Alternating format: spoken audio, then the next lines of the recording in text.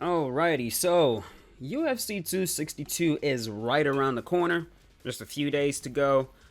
And Charles Oliveira is set to face Michael Chandler. I believe they are fighting for the lightweight championship. They're fighting for the vacant lightweight championship.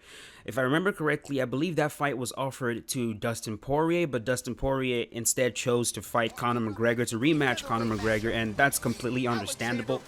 But these two guys will go to war.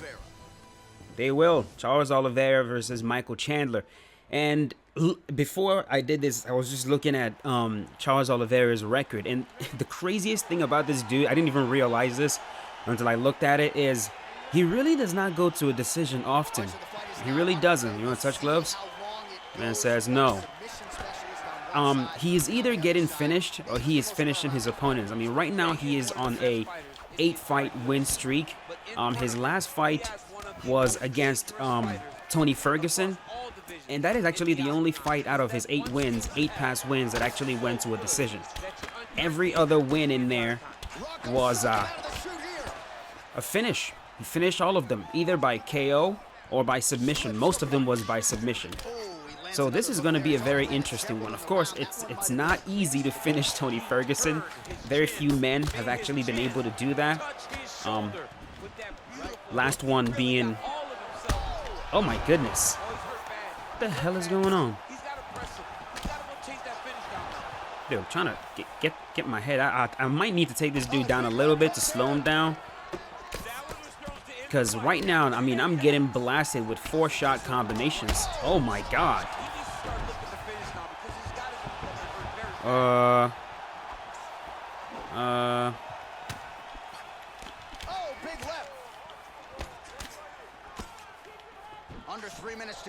We might get KO'd. I've told you guys before, sometimes I just run into someone that is just able to overwhelm me.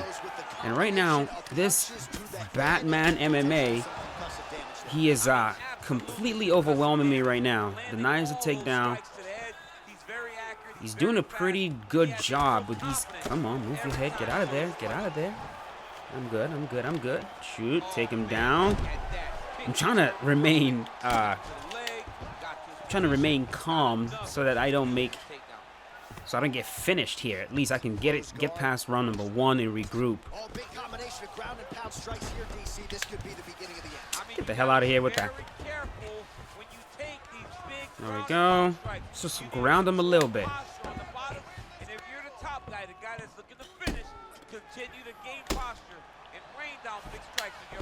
You guys ask me, how is it that I'm able to come back and win after like a first round of domination where my opponent is just rocking me and knocking me down and all that? And God, it's nothing special. It's nothing special. It's just decent to good players do it all the time. A lot of times, round number 1 just goes like critical bad, like just terribly wrong. And you need that first round to just be over, and then you regroup in round number 2. Like right now, as I'm talking to you guys, I know exactly what I did wrong in the first round. I know exactly what I did wrong. I was allowing him to dictate when he gets to back up. And that is exactly what I tell you guys not to do. Like right here, it's okay. Let's just let him enjoy this round. See, like, you can't...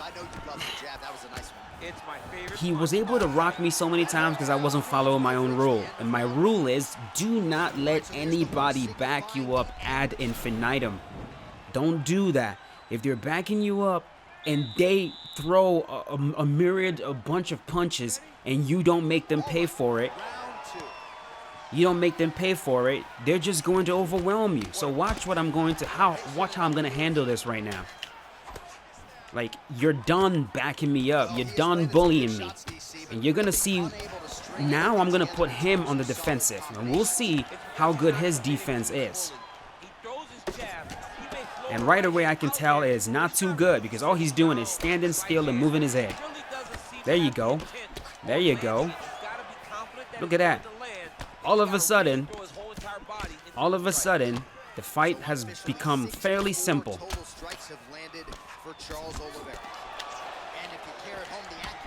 Nope. And now he throws, I go at him right away. I don't Go, go, go. Don't let him recover.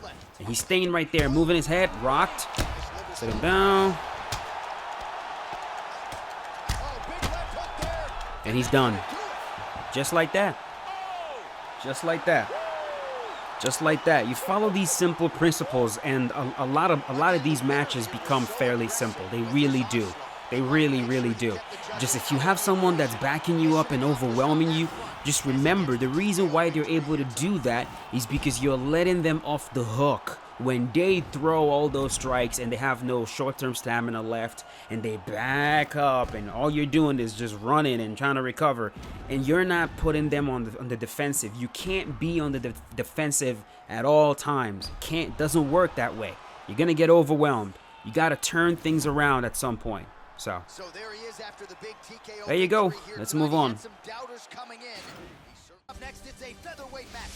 Brian Ortega. Brian Ortega, let's get it. I'm very glad that I have Charles Oliveira. So I mean, if this man wants to, if he wants to roll around on the ground a little bit, we can do it. We can definitely do it. We can play that game, brother. Thank you. This is actually a fight that I would love to see, but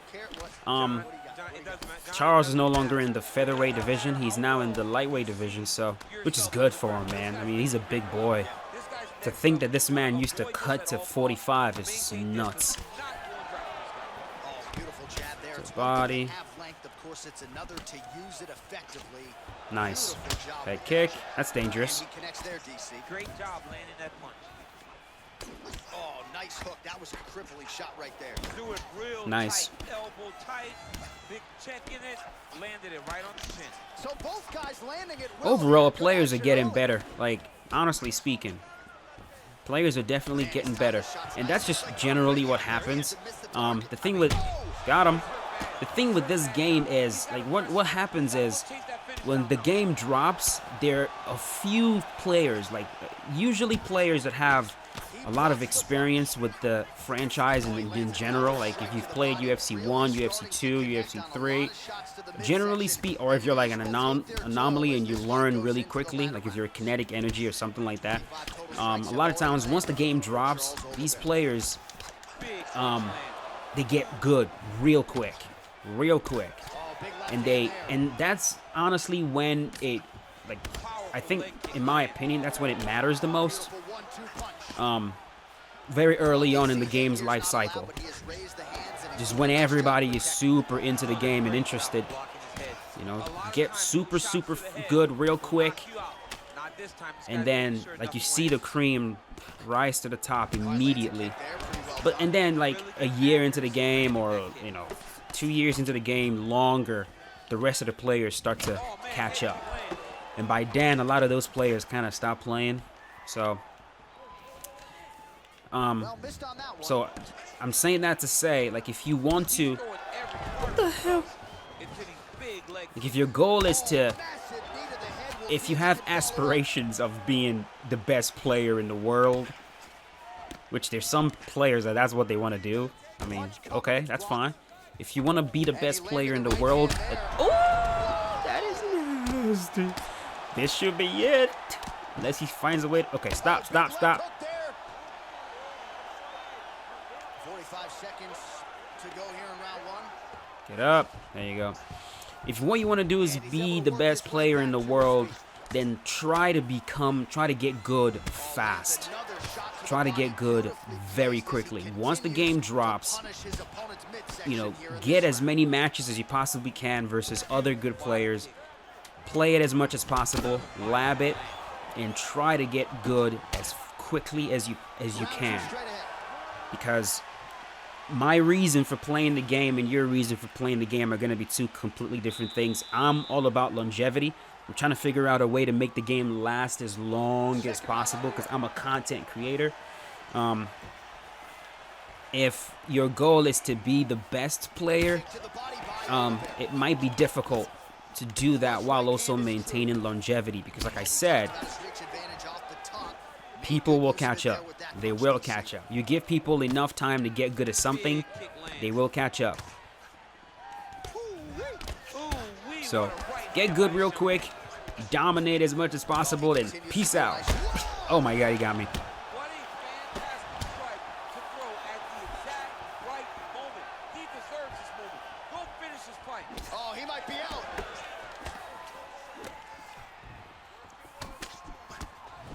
I know some of you are patiently waiting for UFC 5 so that you can start afresh, learn a brand new game, and dominate everybody. Just keep that in mind. Try to pick everything up as fast as you possibly can. Oh my God, that's a brilliant head kick. There we go. And if you're a content creator or you're trying to do content for this game, do the opposite, folks. You know, just do the don't. I don't know how else to say it, man. As many series as you can. Figure out ways to. He got me. Figure out ways to make this thing last for you. A lot of times when I think about this game, dude, you keep going to my body, man. I don't know what the hell. I've already rocked you while you're trying to do this, and you're being very, very, very predictable with it. Just missed with the left there. But yeah, man, sometimes, bro, like just when I look at my channel in general, and I look at how much growth I've had, and mind you, my growth is compared to like other channels on YouTube. I'm a turtle. Like, I've grown very, very, very, very slow, But that's just because of the don't do that. They never learn. They never learn, man. They never learn. I don't know. It's every game, every single match. Every single match, somebody shows up and wants to tee off on my body, and they just give me these easy KOs, man. It's just easy, honestly. Like, it's just one of the easiest ways I can get a KO, right here. Anyways, we're gonna do one more and call it a day. Be right back. It's a lightweight championship fight between Mr. Empire State 85. Mr. Empire State 85, the name sounds familiar. I know that I fought this man before on my other account. I know he's good, so we're going to try to buckle up on this one. And he's using Dustin Poirier. The Diamond has been buffed quite a bit, and he is very lethal. Thank you. So, to keep this fight on the feet, he'd appear to have a lot of advantages at distance. We'll see if he can get it done tonight. Yes, he has all the advantages because we don't see. If you don't mind, brother, if you don't mind, slow you down a little bit. Generally do everything, but this guy is a jiu-jitsu player. Woo, pre-denied.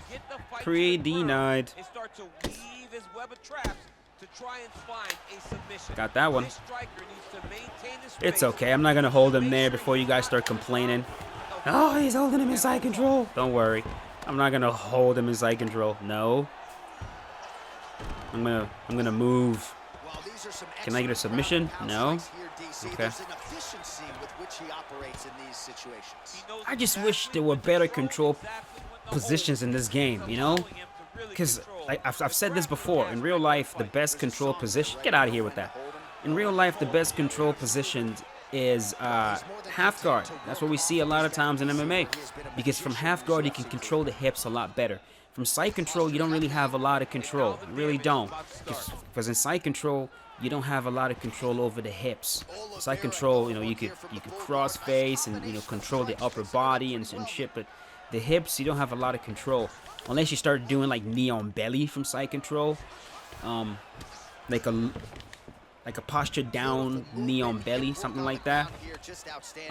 But in MMA, but then, you know, if you're doing that, like from side control, if you're trying to control the opponent and also do damage, it just doesn't work. They can just wiggle themselves out.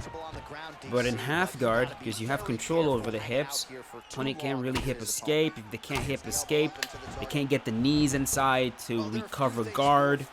And if you're really heavy, they can't really flip you. There's a bunch of, because of that, half guard is very favorable for a lot of wrestlers. He got it. I was slow on that one. Half guard is very favorable for a lot of wrestlers in MMA. We see DC use half guard all the time. We see GSP, even though, yeah, GSP would definitely pass the guard and then stay in half guard. But Habib loves his half guard as well. It just works, you know? It just really works. But yeah, right now in the game, the best control position, maybe some players might disagree, but the best control position is from side control.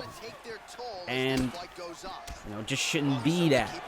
Look at another man who wants to tee off on my body. That's going to get you in trouble if you keep doing that, bro. Yeah, this dude does a very good job of playing footsies. Like, I mean, it's in and out, in and out, in and out, in and out. Like, he plays that pendulum really, really well. Look at this, making me whiff. Yeah, round number 2, I'm gonna try to see if I can take away that footsies that he's doing. See if I can take it away. And you take it away by it's still the pendulum. It's still that. So it's like it's swinging back and forth, but you're trying to swing as far as you possibly can, as opposed to just letting the other man swing you right back. God, I gotta make a video explaining all this shit, bro. I know you guys have been asking me to do it. I need to do a dedicated video explaining these concepts, so you guys can understand it. Here we go. I definitely think I'm a better coach at this game than player, honestly speaking. And it be like that sometimes. Sometimes it's like that. If I could follow every single rule and concept, don't do that. If I could follow every rule and concept that I know, I'm gonna be very difficult to beat. It's just sometimes it's just, you know, you follow your own rules. It's all easier said than done. Which is why the best players in the world are players that understand the game, and they also have the technical ability to execute what they're thinking in their head. That's the skill, you know? Look at this. Come on, bro. I'm gonna stay right in. See, like right here, I'm able to hit him more, but he's still. Got him. Get off me.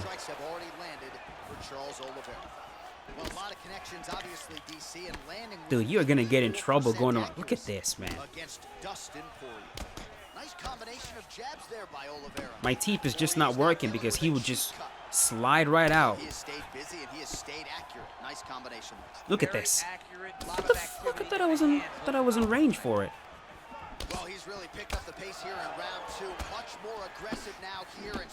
And to deal with this, I have to be a lot more aggressive. Like, my punch and strike count has to be a little bit higher to deal with this. Yeah, he's not just playing footsies too. Like, he's circling. I mean, he's circling the camera and just making everything just look so unpleasant. You know, he backs out, then he circles with a strike, and it just it's like dealing with a player like this can be very difficult. No, you're not doing that. Come on, you're not Romero. Come on, bro. That whole move, come on, bro. You're gonna get KO'd. I'm telling you right now. You're gonna get KO'd.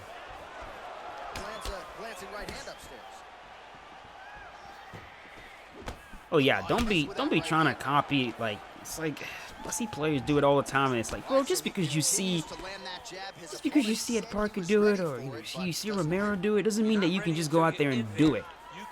Honestly, like the best jiu-jitsu player in the world, in history, Roger Gracie, defeated world-class jiu-jitsu players for a long time using nothing but the basics. Nothing but the basics. So what a lot of people will call white belt techniques. I'm talking like his mount escape is all basic mount escapes that you learn from day one. He gets you with cross collar chokes, day one submissions that you learn. But he got so good at those basics, and he was able to do it with such high level finesse and skill that he was able to make all those basics work. You know, they say the cross collar choke is the first submission you learn in jiu-jitsu, but the last one that you master, and Roger Gracie definitely embodied that. If you watch him perform, he didn't do anything at all that was like spectacular. There were no berimbolos, there were no you know, complicated guards, no spider guards, no complicated De La Rivas, no, you know, all of that stuff. It's just, he got, his guard was the close guard. The classic, get you in the close guard. He looks for that submission. And it just goes back to the whole simplicity is the key to brilliance. It's the same thing with Floyd Mayweather, the best boxer in the world. All basics. He's not doing anything complicated. It's the jab, it's the cross, it's the hook. It's moving his head, it's good footwork. And I think just with everything in life, man, just having very, very good fundamentals is better than doing flashy shit. In my opinion, Conor McGregor was able to dominate like world-class fighters with a freaking left hand, but he just got so goddamn good and his fundamentals were so sound. Don't do that. As always. And my counter to the body hook is also a fundamental that I've personally just gotten so good at, that the moments players just go to my body, I can just fire that thing off. I can just fire it off. And it gets me wins so many times. Like, I can't tell you guys how many fights would be a lot more difficult for me if I didn't know how to counter this right here. Boom.